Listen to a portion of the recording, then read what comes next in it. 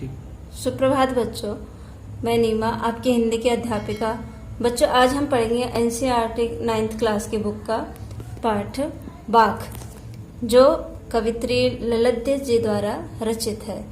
इससे पहले जो है हम पढ़ते हैं लेखिका यानी कवित्री जो हैं ललित, उनके बारे में थोड़ा उनका जीवन परिचय।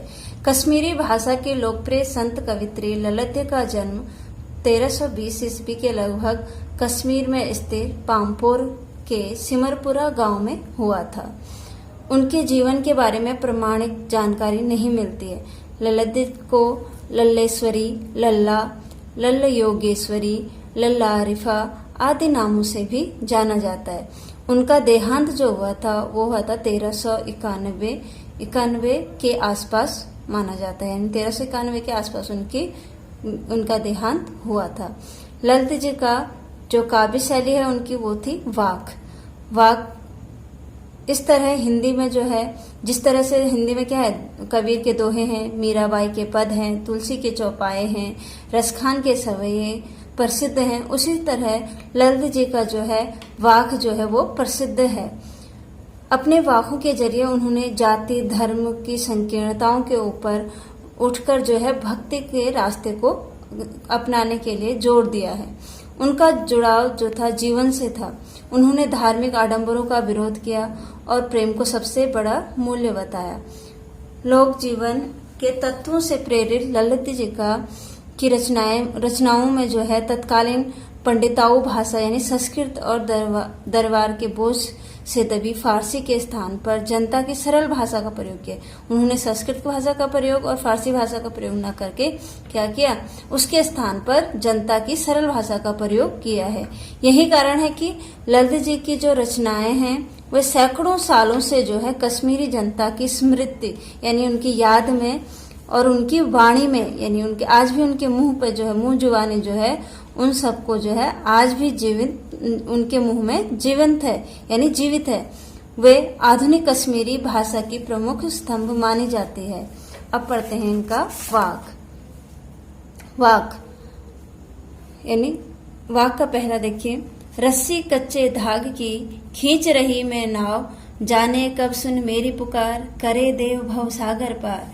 पानी टपके कच्चे सकोरे, व्यर्थ प्रयास हो रहे मेरे, जी में उठती रह हूँ, घर जाने की चाह है घेरे। अब यहाँ जो है ललित जी जो बोलते हैं वो कहते हैं कि रस्सी कच्चे धागे की खींच रही मैं नाव। जो ये मेरा शरीर है वो क्या है, नाव रूपी शरीर है। जो उसकी सांसें हैं, यानी जो ललित जी कहते हैं कि जो मेरी सांसें हैं वो क्या हैं, कच्चे रस्सी की बनी हैं, कच्चे धागे की बनी हैं, जो कि क्या खींच रहे हैं, मेरे जीवन रूपी नाव को खींच रहे हैं। जाने कब सुन मेरी पुकार, करे देव भव सागर पार। न जाने हे मेरे ईश्वर या मेरे भगवान जो हैं मेरी पुकार कब सुनेंगे और मुझे इस सांसारिक भव सागर से पार उतारेंगे। पानी टपके कच्चे सकोरे, व्यर्थ प्रयास हो रहे मेरे। पानी टपके कच्चे सकोरे, जिस प्रकार कच्चे सकोरे का अर्थ होता है कच्चा घड़ा, यानी जब मिट्टी के बर्तन का जो कटोरा मान सकते हो, कटोरा जो होता है वो क्या होता है, जब उसको पकाया नहीं जाता है।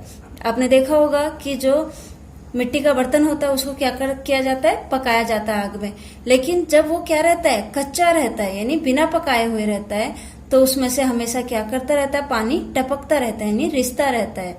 तो उसी तरह यानी जिस तरह एक कच्चे कटोरे में से, यानी कच्चे मिट्टी के कटोरे में से जो है पानी टपकता रहता है और सारा पानी क्या हो जाता है, व्यर्थ हो जाता है, उसी प्रकार मेरा जीवन भी जो है वो क्या हो रहा है, व्यर्थ हो रहा है। क्यों व्यर्थ हो रहा है, क्योंकि उनके जीवन की जो नाव है वो क्या है, बहुत ही कच्चे धागे से चल रही है।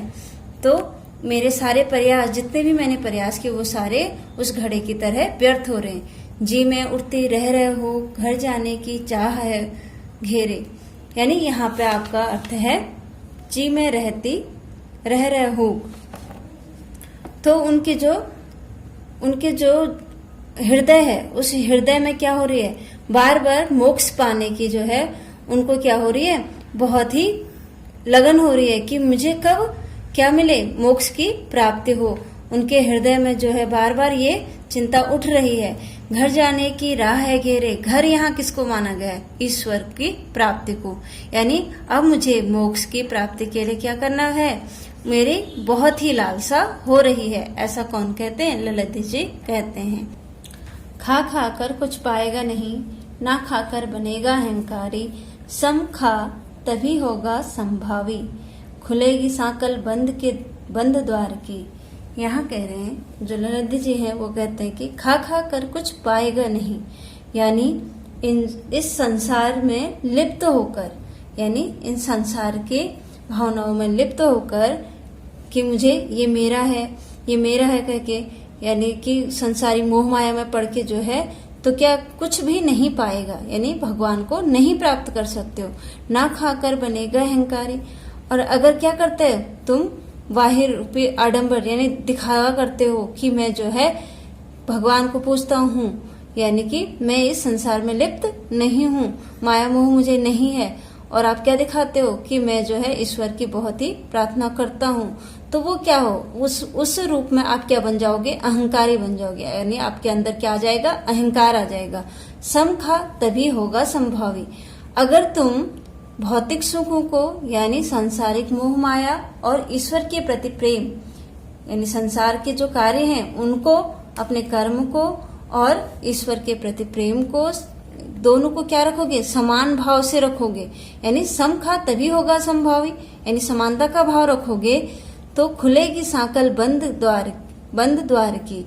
तभी जो है तुम्हारी जो है ईश्वर के प्रति, यानी ईश्वर तक पहुंचने का जो रास्ता बंद है, उसके बंद द्वार के, यानी जो दरवाजा है, बंद दरवाजा है, उसकी जो सांकल क्या होती है, जो क्या लगाते हैं, कुंडी लगाई जाती है। जैसे कुंडी मानते हैं हम, दरवाजे पे बंद करने के लिए क्या लगाते हैं, कुंडी लगाते हैं, तो उसी को क्या बोलते हैं, सांकल।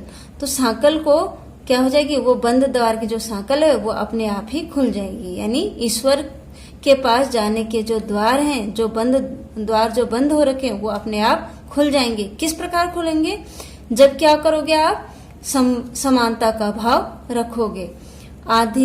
आई सीधी राह से गई न सीधी राह, सूक्ष्म सेतु पर खड़ी थी बीत गया दिन आह, जेब टटोली कोड़ी न पाई, माझी को दूं क्या उतराए। अब यहाँ पे जो है ललित जी इस वाक्य में कहते हैं कि आई सीधी राह से गई न सीधी राह, यानी जब मेरा क्या हुआ, जन्म हुआ, तो मैं क्या थी कि मेरे अंदर कोई भी द्वेष भाव नहीं था, मैं सीधी रास्ते से आई थी, यानी सही रास्ते से आई, गई ना सीधी राह। लेकिन जब मैं अपने अंतिम क्षण में हूँ तो मैं क्या हूँ, मेरा जो रास्ता था, यानी जो मैंने रास्ता अपनाया था, इस संसार में जो मैं लिप्त हो गई थी, वो मेरा सही नहीं था। सूक्ष्म सेतु पर खड़ी थी बीत गया दिन आह, यानी कि मैं क्या हूँ, नाड़ी रूपी सूक्ष्म सेतु का अर्थ क्या है यहाँ पे, जो आपकी क्या है, सूक्ष्म नाड़ियां जो हैं, सेतु यानी कि पुल, उस सेतु पर मैं क्या थी, खड़ी थी कि कभी मेरा मन क्या कर रहा था, बहुत ही विचलित था, तो मैं उस पुल पर खड़ी थी, बीत गया दिन आह। और इस प्रकार भौतिक सुखों को प्राप्त करने में ही मेरा सारा जीवन जो है, दिन का अर्थ यहाँ से जीवन से है कि उनका सारा जीवन बीत चुका है। जेब टटोली कोड़ी ना पाई, जब मैंने जो है, मैं ये सब सोच रही थी कि मैं क्या हो गई हूँ, मैं सीधी राह से तो आई थी लेकिन सीधी राह गई नहीं हूँ, यानी कि मेरे जो है मैंने अच्छे कर्म नहीं किए हैं। सूक्ष्म सेतु पर खड़ी थी, यानी कि पुल, सूक्ष्म नाड़ी रूपी पुल पर जब मैं खड़ी थी तो मेरा सारा जीवन उसी में बीत गया है, यानी चला गया है। जेब टटोली, और जब मैं क्या कर रही हूँ, ईश्वर को प्राप्त करने के लिए यहाँ तक पहुंची हूँ, तो मैंने क्या किया, अपनी जेब टटोली कोड़ी ना पाई। जेब टटोलना का क्या होता है कि अपनी जेब में देखा, कौड़ी न पाई, एक भी पैसा नहीं प्राप्त किया। यानी कि जब मैंने अपने अंतरात्मा के ओर झांक के देखा तो मैंने देखा कि मेरे पास सत्कर्म नहीं है, मेरा एक भी सत्कर्म मेरे पास नहीं है। माझी को दूं क्या उतराई, यानी उस ईश्वर को, माझी किसको माना है? ईश्वर को माना है। ईश्वर को जब मैं क्या करूंगी? उतराई दूंगी, यानी किराया दूंगी। तो मैं उनको क्या दूंगी? किराया क्या देंगी वो? कि अपने सत्कर्म। अगर मेरे से जो है मेरे प्रभु क्या मांगेंगे? मेरे ईश्वर जो है, परमात्मा जो है मेरे से बोलेंगे कि तुम्हारे पास, या उनको देने के लिए मेरे पास कोई भी सत्कर्म नहीं होगा, और मैं उनको क्या दिखाऊं, क्या मुंह दिखाऊंगी। अब है, थल थल में बसता है शिव ही, भेद न कर तू कर क्या हिंदू मुसलमान, ज्ञानी है तो स्वयं को जान, वही है साहिब से पहचान। थल थल यानी हर स्थल पर, यानी हर स्थान पर, सर्वत्र। थल थल माने होता है, 2 बार थल थल लिखा तो सर्वत्र की बात कर रहे हैं। सर्वत्र में यानी सभी जगह कौन बसता है? शिव ही, यानी एक ईश्वर।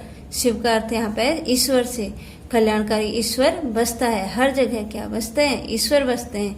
भेद न कर क्या हिंदू मुसलमान, यानी हिंदू और मुसलमान का भेदभाव जो है उसे तुम भुला दो।